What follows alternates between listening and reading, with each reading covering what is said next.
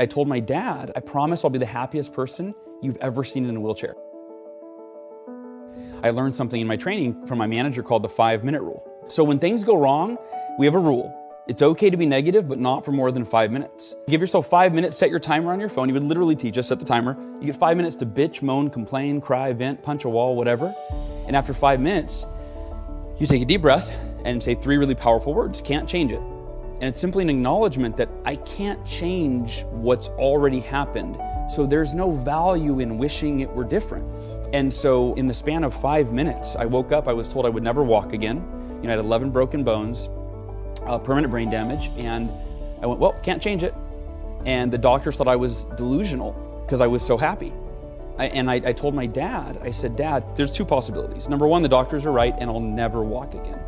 And I said, and I've already decided, I've imagined that possibility. Okay, I'm in a wheelchair the rest of my life. I promise, Dad, because my parents were concerned, the doctors were concerned. I said, I promise I'll be the happiest person you've ever seen in a wheelchair. Because I'm in a wheelchair either way. I'm gonna be happy, I'll be grateful. Why be miserable just because that's my unchangeable circumstance? And I said, possibility number 2 is I will walk again. And I don't even know if it's possible, but I do know that that's what I want. So I've accepted the worst case scenario. I'm at peace with it. And all of my energy is going into walking again. I think about it every day. I visualize it. I pray about it. I talk about it, imagine it. And a week later, the doctors came in with routine x-rays. And they said, we don't know how to explain this, but your body is healing so quickly. We're gonna let you take your first step tomorrow. And that was 3 weeks after the accident. It went from like never walking again, and I'm thinking maybe like in a year, not in 3 weeks. And then I took my first step the next day. So I share that kind of backstory because every adversity that I've had since then, I'm able to leverage the lesson of, hey, if I can't change it, the only intelligent choice I have if I want to be happy is to accept it. Now we say this to the audience. They go, how many of you think this is really a powerful idea? It makes a lot of sense, but it's easier said than done. And everybody's hand goes up like, yeah, this is crazy, right? I get it, but I can't do that. And it's because we've programmed ourselves over our entire lives.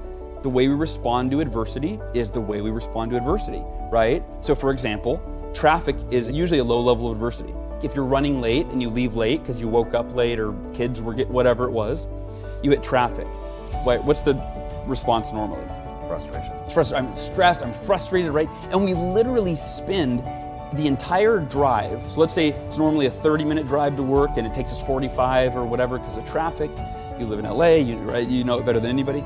But we spend that entire 45 minutes literally killing ourselves, right? Being that we're stressed out, we're tense, we're frustrated, we're riding the car in front of us. Like, does that work? That doesn't move them, right? You know? And I realized that, so people think, well, I'm upset because of this thing. We always have something to point to. Of course I'm angry, look at what she did.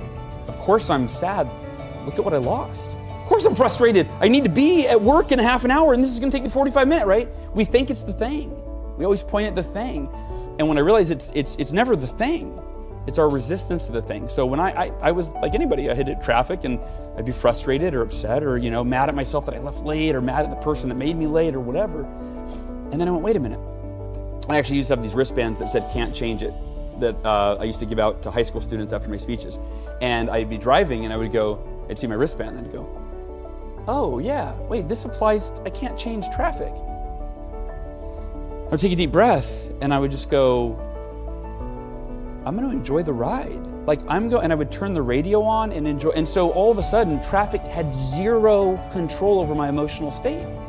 And so whether it's traffic or it's being in a horrific car accident, we are completely in control of our emotional state. And the key that unlocks the door to emotional invincibility, if you will, is acceptance.